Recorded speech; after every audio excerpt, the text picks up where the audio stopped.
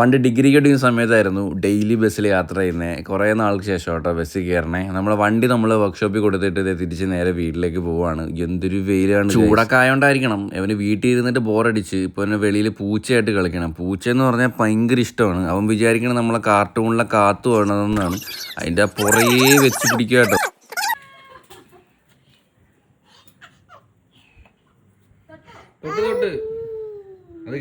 അത് കഴിഞ്ഞ് ഹാളി വന്നിട്ട് ഇതേ പൂച്ചയെ പോലെ 4 കാലിലാണ് അവൻ്റെ നടത്തം. എന്താല്ലേ.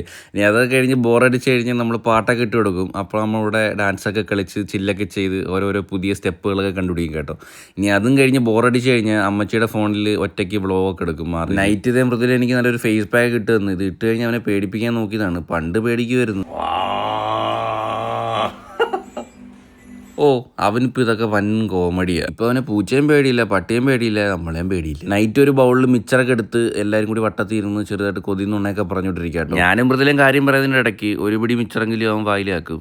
കണ്ടില്ലേ, ജോത്സ്യന്മാർ കബഡി പിടിക്കുന്ന കണക്കാണ്. മിച്ചർ കിട്ടി ഞെവിടി ഇനി വെട്ടി മൊത്തമാക്കും കേട്ടോ. അപ്പോൾ ഇന്നൊക്കെ ഇത്രയേ ഉള്ളൂ. Love you and by.